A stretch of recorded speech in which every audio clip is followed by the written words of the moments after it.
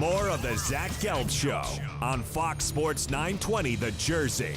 All right, welcome back in. 417 from the Princeton Orthopedic Associates studios. We started opening up the show talking about Pete Rose, as the Phillies will not have Pete Rose participate in their Phillies Alumni Weekend in August, as he was supposed to be honored and be inducted into the Wall of Fame on August 12th up against the Mets. And the reason this decision was changed because court documents did come onto the scene on Monday that allege that Pete Rose did commit statutory rape in the 1970s. And this is a situation that we won't have a definitive answer on if Pete Rose did this or not, because the statute of limitations have well passed. But because of the uncomfortable situation, the Philadelphia Phillies and Pete Rose both elected not to go through with this event on August 12th. Let's head out to the hotline right now and welcome in a talk show host in Philadelphia from Sports Radio 94 WIP. Actually saw him this morning at Eagles camp, and that's Marc Farzetta, who's kind enough to hop on board with us right now. Farzy, appreciate a few minutes. Thanks for the time. What's happening?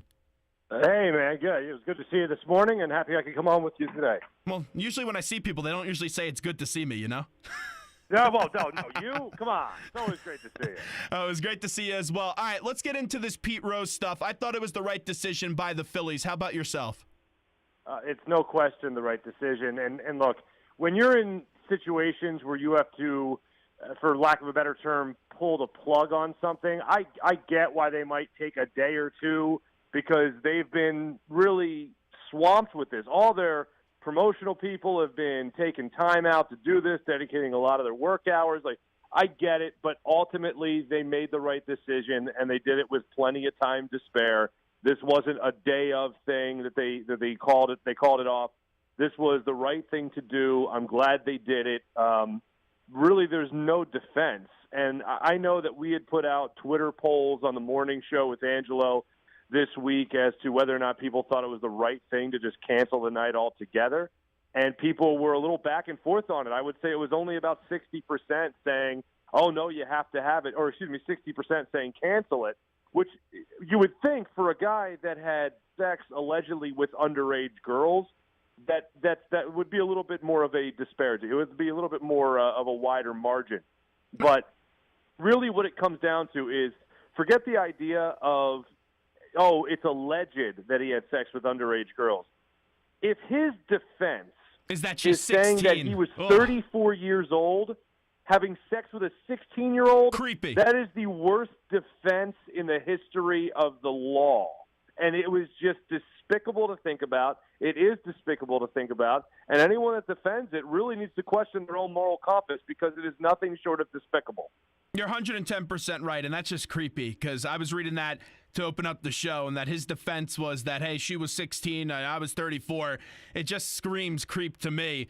With that being said, though, I also thought that the Phillies would be asking a lot out of their fans and also their team, because in these types of celebrations, usually give the man a standing ovation, and it wouldn't be right to give this man a standing ovation without knowing what's true or not. No, and what happens if they have the night? And what happens if people are not up to date on the facts? And he walks out there to a standing ovation, and then Philadelphia gets a black eye out of all this again. I mean, think of how the national media would portray Philadelphia if anybody was standing and applauding Pete Rose after all this stuff came out this week. It'd be terrible.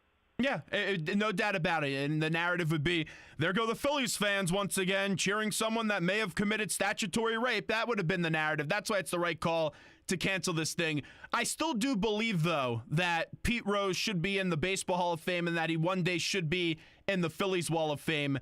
Do you think that dream is now officially over? You're going to have to wait until he's dead for him to get those honors? What do you think about the Wall of Fame in the future, and then also the Hall of Fame when it comes to Cooperstown? I was a guy that defended Pete Rose my entire life. Really, I was. I got to say, with everything that's happened this week, I mean, look, I know that the Hall of Fame isn't, filled with Boy Scouts and whatever cliche you want to throw that way. But I'm done with Pete Rose. I mean, the stuff when it came to baseball morality was almost enough for me anyway. Now that it just comes to humanity and standard ethics and morality, I'm done with him. I mean, the guy was a liar. He strung people along that defended him forever, only to come out and try to sell a book and say that, oh, no, I did bet on baseball. The guy is the creepiest creep of them all. Really, I mean, there's no other defense for the guy. There's no other way to describe him. Is he the greatest hitter? Possibly. Does he have the most hits? Obviously. But to me, I'm just 100% done with this guy. The commissioner came out when he first took over, Manfred did, and he said, yeah, not happening, not getting in the Hall of Fame. And then it started to get flirted with a little bit more over the last, 6 months.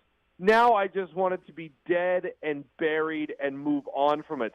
Pete Rose, enjoy your sleazy autograph signings that you have to do now to make a living. I am 100% done with you. Do you think Fox gets rid of him as well? What?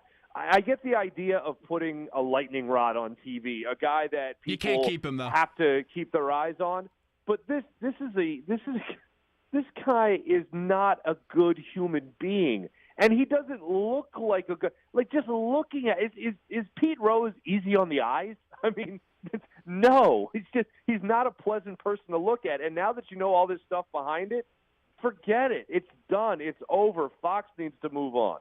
And it's just going to sooner or later, it's just going to come to a point again, like it was maybe 10 years ago, of begging, where this guy's begging to be in baseball's hall. He may say it's good enough for him to just have the hit record, but it's not. I mean, just with Ichiro threatening with the global hit record, you saw Pete Rose get all hot and bothered.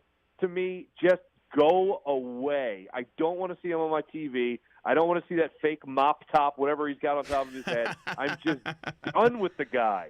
I think he'll eventually get into the Hall of Fame, and I think he'll eventually get into the Phillies Wall of Fame just because of the stats, but I don't think he'll be alive to see it. I think this is going to happen 10, 15 years after his death, and then one of those senior committees or the Veterans Committee will put him in, as we're talking to Marc Farzetta right now. Just getting back to the Philly statement, and I think it's big that you get Rose in on the statement, and I'm sure John Middleton called him and said, hey, you can either go with this on us or go against us, but we're not honoring you either way. But in the statement, the headline says Pete Rose will not participate in Phillies Alumni Weekend. Does that mean they're not going to put him in the Wall of Fame? I'm assuming the answer is yes, but they never definitively said that in the statement.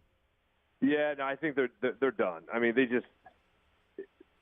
it's an obvious call now, and they made, like I said, they made the right call. I get if you're the Phillies organization, and I don't want to rip them because they eventually did the right thing. Yes, but I get, if you've worked in promotions ever in your life and you've spent a lot of time organizing something and you don't have facts in front of you that are going to say, oh, no, we can't do this, we have to cancel it, and you're waiting for something definitive to come out, really the smoking gun is what I mentioned earlier, which isn't the idea that, oh, there's proof that Pete Rose had sex with a girl who was under the age of 16 in Ohio, which is the age of consent.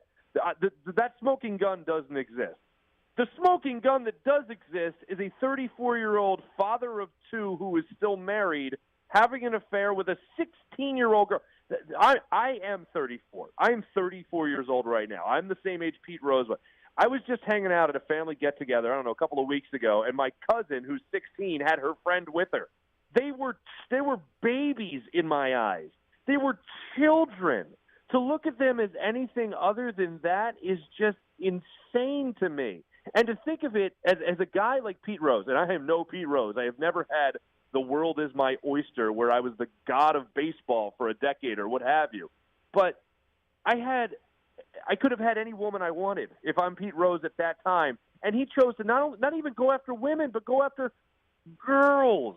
What the hell is wrong with somebody if that's the way they think about it? He's a sick, twisted man. Wrapping up with Marc Farzetta right now. All right, let's talk a little Eagles. You take a look at this offense, and we know the additions they made, LeGarrette Blount, Torrey Smith, Alshon Jeffrey. Your expectations for this Eagles offense as Carson Wentz is entering year number 2? My expectation is just a giant step forward from him. I mean, look, last year he played pretty solid for his first 4 or 5 games of the season. Lane Johnson goes away. He has a rough time adjusting as Halapulavati Vaitai gets used to starting out on the right tackle. Other guys are getting used to playing with each other there. It's just a tough thing. And not only will the offensive line be together from start to finish, barring injury, but you have a receiving core that is just miles ahead of what they had last year. You have so many advantages if you're Carson Wentz going into this year compared to last year. The offensive line, like I mentioned, the wide receivers, like I mentioned. And then let's not forget that Carson Wentz was not the number 1 guy on the roster until, 9 days before the first snap of the regular season? And that was after he had already broken his ribs in the first preseason game. So he had already taken his shots. He had missed out on a lot of reps, and then all of a sudden he comes back from the injury. Hey, go get him. You're the number one starter now because, of course, you have Teddy Bridgewater getting injured in Minnesota, which forced the Sam Bradford trade. So there is just so many things going in the right direction for Carson Wentz, where he should get nothing started other than he should get started so much hotter than he did last year. He should get started on the season off on the right foot even more so than he did the previous season. When you look at the three guys that they brought in to help Carson Wentz, Alshon Jeffrey, I think we all agree it's a great signing on the one-year deal, and they didn't overpay for him. But there's been some concerns with him staying healthy as the shoulder injury right now. LeGarrette Blount, I know he's out right now for personal reasons, but when he left New England the first time, he was not good in Pittsburgh. And Torrey Smith has been someone the last few years in San Francisco who wasn't the same player in Baltimore. Is there a concern level at all with those three, or do you expect them, to still be players that do contribute in a big way to this team? Well, you mentioned three guys that are missing time with injury or personal reasons. You also mentioned three veterans. Veterans get it. Yeah, I agree. Don't want to practice. But they don't want to practice. It's monotonous, a lot of this training camp stuff. Sure. So when it comes to the injuries or missing time right now, that's not what will concern me. What would concern me, and I know it's preseason, is if you actually see these guys in these preseason games like Torrey Smith and Alshon Jeffrey and LeGarrette Blount, and they just don't look right. They look bad. They're not cutting quickly. They're not running good routes. They're not hitting the hole. If you're Blount, for instance, that's what will worry me. But them missing time right now in practice, as long as it doesn't translate to those games where they're really supposed to be trying to kick it into high gear, and most notably preseason game number 3, then that's when I'll start to get worried. But Torrey Smith was in a bad situation in San Francisco, not to make excuses for the guy, but I watched him in training camp, watched him in mini camp. The guy still has his feet under him, man. He could still run. Alshon Jeffrey, I'm not too concerned about. He has had injury problems throughout his career. I just want to see him get on the field, and I won't be worried until I see that route drag, or I don't see him being able to go up and get the football like he's been known throughout his entire career to do. A guy like LeGarrette Blount, as long as he keeps a good head on his shoulders behind this offensive line. Now, I don't agree necessarily that they're the best in football, but that's what Pro Football Focus rated them as. But they're up there. As long as they're healthy and as long as they're not suspended, they're a very good offensive line. So as long as he is running behind a top 5, top 10 offensive line, I think LeGarrette Blount could be just devastating here. My two concerns with the offensive line are actually the veteran players. Kelsey with the size, that's always a concern. But then Peters. Last year everyone said, Peters can't stay healthy. He does. I just don't have a great sense of confidence that he's going to be able to stay healthy 2 years in a row, for all these games at his age. Yeah, and it's odd to me that they got rid of Alan Barber because, he was such a versatile player, but they got a lot of confidence in Vaitai, who I mentioned earlier. They have a lot of confidence in some of the other guys on this team that they brought in free agency, undrafted free agency, all that stuff. I'm curious to see how it all plays out. But Peters, for me, I don't think he'll be start to finish healthy. The thing I'm more concerned about, though, because it's football, everybody gets injured at some point, but with Peters, just snap counts, holding, don't have mental mistakes. You're a veteran on this team. You can't afford to have those types of mistakes, especially when younger guys on the same roster, on the same line, are depending on you. To me, what ultimately makes or breaks this team, and I think they could go anywhere from 8 to 10 wins. I'm leaning more towards 8, is if this defensive line can consistently be great. Because I know the corners had a good day today, but those corners, they're going to be an anemic unit for most of the season, I would have to imagine. Yeah, I love the addition of Timmy Jernigan. I think that's their best acquisition, even more so than Alshon Jeffrey, just because what you were really lacking last year was a consistent push up front. Now you can get that with a guy like Jernigan. But I don't think you have as good a corners going into this season as you did last year. I think Jalen Mills will have an improved year. That guy's nothing but confident, and for a corner that gets beat, that's what you need. You have to keep your confidence so you keep your head in the game. When I look at the whole situation, though, with this defense, if I'm going to help out those corners and I'm going to help out my secondary, generally speaking, then I need to get some kind of blitz up front. Jim Schwartz has never been a guy to be like Jim Johnson, where he's sending the house on almost every play. But if you see your corner struggling and your defensive line is not getting the pressure that they need, then you need to start sending linebackers. I'm not saying you need to do it 10 times, 20 times a game.